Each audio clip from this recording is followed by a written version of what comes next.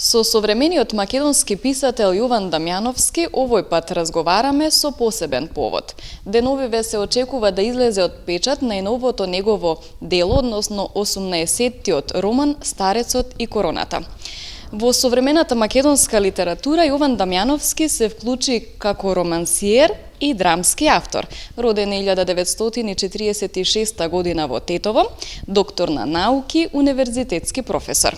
Член на Друштвото на писатели на Македонија од 1992 година. Овој ваш најнов роман, која е мотивацијата за да го напишете и што содржи? Книгата Старецот и короната како мотивација е поврзана со Старецот и морето од Ернест Хемингвеј. Но оваа книга, ниту како хемингвејски стил, ниту како хемингвејски диалог, што е познат и признат во светот, не е поврзана со мојот начин на раскажување во овој роман. Јас зборувам во овој роман за спротивставености во природата, како што е во Старецот и морето, на Старецот со морето и со рибите и рибниот свет. А во овој роман се зборува за спротивставеноста, сега да зборуваме за Старецот и микроорганизмите со коронавирусот. Значи, романот Старецот и короната е поврзан со нашиот живот. Во овој роман се користи феноменот книжевен да се допре до стварноста, до вистинскиот живот. И верувам дека на некој начин, и според мене, допрев до стварноста, до овој тежок момент на овие трагични 2 години кога се мачевме со коронавирусот и од стравот, и кога не успеавме да веруваме дека има надеж и кога и нема надеж, многу мина посина, но остана борбата за живот на човечкиот род. Ова е само една од многуте напади што може да го доживее човечкиот род во светот. Може други болести но мора човечкиот род да се подигне на едно универзално ниво, да се избори за свој живот во овој технифициран свет во кој човекот и техниката може да се изборат за свој пристоен човечки живот според сите морални и етички норми на животот. Така да споменеме дека овој роман го напишавте врз основа на вашето лично искуство со короната, така? И исто како и другите, што имаа несреќа да се заболат, и ја се изборив. Го пронајдов тој начин на преживување од оваа болест, и ја имам исто така своји размислувања, своји толкувања за тоа што беше се во таа борба со животот и смртта. Зашто смртта постојано лебди, како што се зборува, меѓу раѓањето и смртта, секогаш има нешто помеѓу. Тоа помеѓу треба да се избори за нов живот. Ја, како и многу мина други, сум горделив што можев да разговарам сам со себе и со другите, и тогаш кога бев болен, успеав да најдам надеж во себе и кога и нема надеж. Така да мислам дека човечкиот род треба секогаш да биде победник, ама само со човечноста и со начинот на живот во кој човекот е род, како што би рекол Карл Густав Јунг. Карл Густав Јунг зборува за архетипови. Како што е познато, Карл Густав Јунг, психологот, е татко на на аналитичката, комплексната психологија, и многу пишува за развојот на личноста. Тој вели дека ние не сме тоа што се нашите генерации пред нас. До 4 генерации, генерации се учеше во генетиката. Некогаш Карл Густав Јунг вика, сега архетиповите допираат далеку во семејните можности. Може да се случи некаде да добиеме некоја карактеристика која што не ја сакаме и која не збунува, но тоа е човечки род. Не се знае од која генерација и со какви кодови и со какви тајни и енигми ќе надари човечката психологија и човечката природа. Еве кога сме кај Карл Густав Јунг, Карл Густав Јунг, да направиме една паралела помеѓу маските што ги носевме и маските од Карл Густав Јунг. Карл Густав Јунг вели, во човечкиот живот луѓето се обидуваат да живеат со маски, да се представат такви какви што сакаат да бидат видени, а не какви што вистински се. И големиот проблемот со маските, зашто според Сократовата максима, први да се запознаваме себе си, треба да се запознаваме себе си. Ние не сме подготвени секогаш да разговараме и да размислуваме за себе, а зборуваме за другите. И тоа го руши, го повредува, го одронува моралот, етиката на човечкото живење. Зашто ги споменав маските? Па ние носевме маски. Значи е за заштита. И кај Карл Густав Јунг во човечкиот живот маските се за напредок, за поубав живот, за нов живот, ако може да се обезбеди. Значи маските имаја некаква врска со Карл Густав Јунг и маските за одбрана од коронавирус. Мотивацијата, современата човечка трагедија, пандемиската корона COVID-19. Многумина несреќни луѓе со корона-19 почувствуваа дека по човечкиот живот не се живее два пати. Се обидуваа во борбата со овој опасен, непријател, невидлив микроорганизам, коронавирусот, да пронајдат формула за преживување.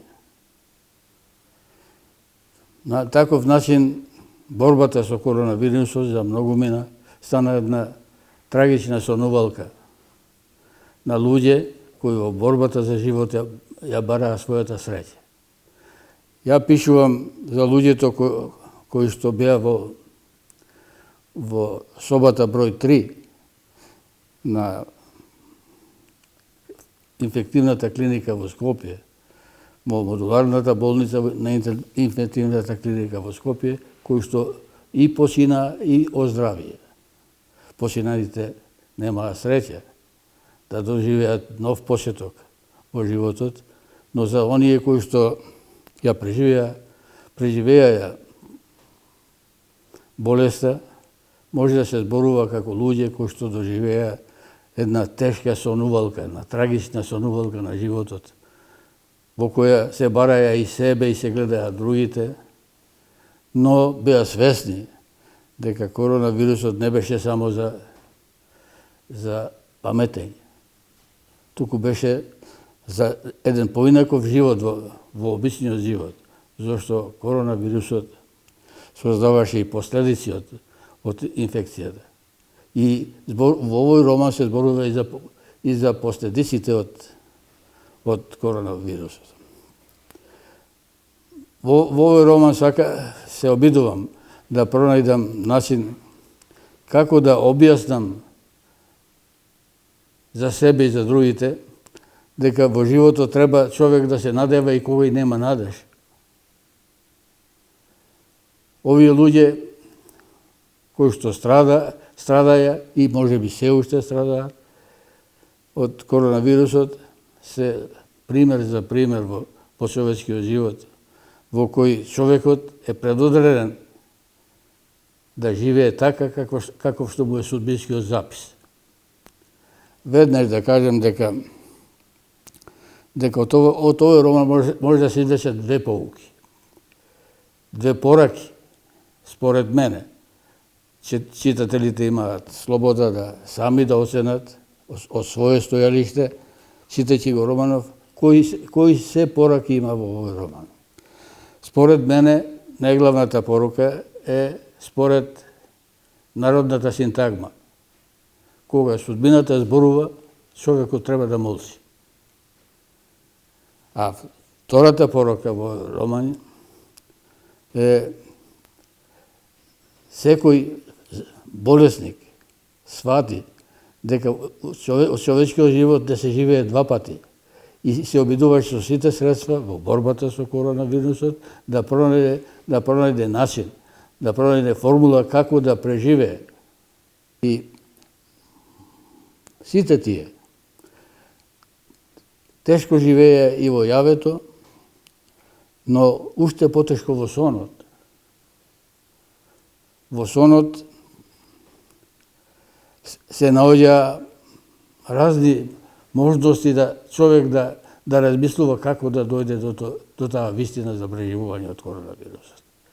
Многу ми наоднив и главната личност Небојша личност кој што има прототип во животот или има многу прототипови во животот, е човек кој што сонуваше и вонземјани.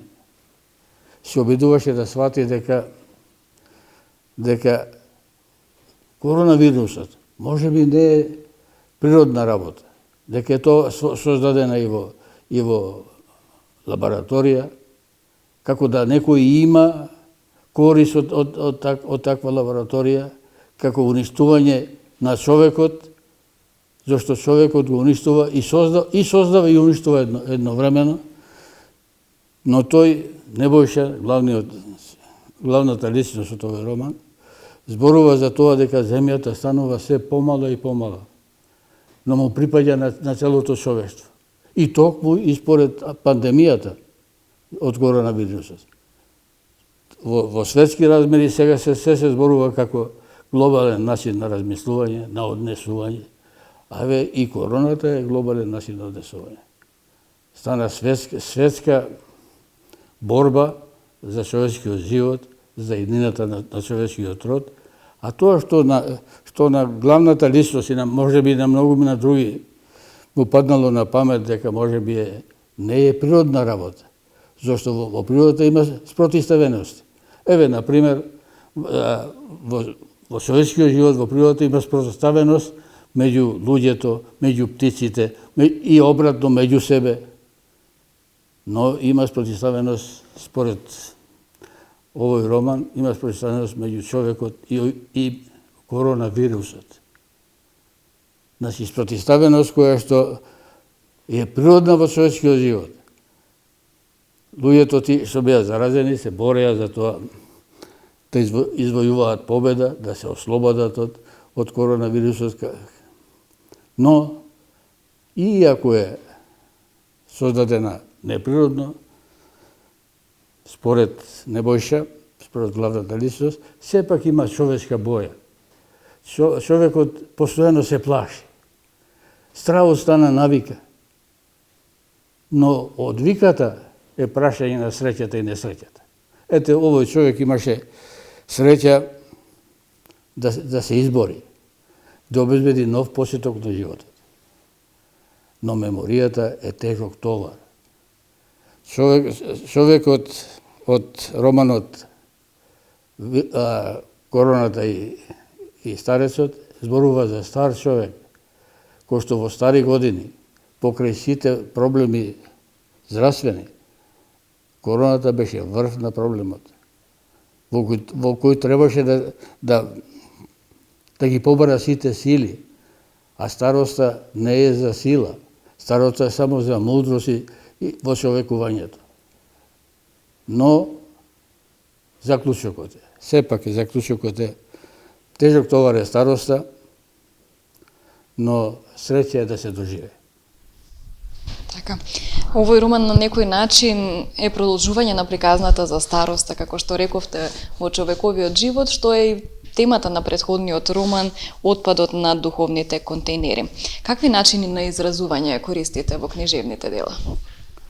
Во мојата литература, и не само во овој роман, ова е психолошка драма, како и многу други романи, напишувана на романескен стил, јас се обидувам да го користам литературниот феномен, да се оствари допир до стварноста, до животот. И тоа најмногу до оние луѓе кои што незабележливо минуваат низ животот и времето. Во овој роман користам еден висок степен на реализам, но едновремено сакам да кажам дека во овој роман користам и алатката словенска антитеза. Во словенска антитеза како алатка во пишувањето, како начин на пишување, е авторот да обезбеди начин како да одговори на прашањата кои што се поставуваат во човечкиот живот и во повозрастна доба. Зошто во човечкиот живот не постои прашање на кој има само еден одговор. И тоа е главниот проблем на староста. Тоа пишувам и во романот Отпадот од духовните контейнери, еве го продолжувам и ова. Најлоша е состојбата кога човекот живее во самотија, кога човекот живее во една депресија старечка, кога човекот живее постојано во сомнежи. Сомнежите го унисуваат нормалниот живот, а староста ја прават уште полоша ако таа живее и се бори и со осаменост во човечкиот живот. Така. Го анализирате реалниот живот и многу пати локалното го насочувате кон глобалното размислување како општа тенденција на глобалното однесување. Кои филозофски доктрини ги користите? Ја во моето создавање најчесто се служев и се служам, и да се надевам дека уште ќе се служам со филозофската доктрина што се вика Толстоевштина. Во нашиот систем образован за Толстој зборуваме и го учиме како писател, како еден голем великан на литературната уметност, на книжевноста во светот, но тој, големиот Толстој, во Америка, во Соединетите Американски држави, но и пошироко во светот, се изучува и како филозоф. Неговата филозофска доктрина се вика Толстоевштина. Во кратки црти тоа може да се објасни на следен начин. И ја така пишува. Се обидувам во ниту еден лик од моите романи човекот да го представувам само како добар или само како лош. Човекот е човек во сите околности во кои ќе се најде и во животот. И според тоа не може да биде само добар или само лош човек. И се обидувам така на реалистички начин сите човечки особини да ги представам како начин на живот, на јаснување, но веднаш до сега не сум кажал, но веднаш сакам да кажам дека понекогаш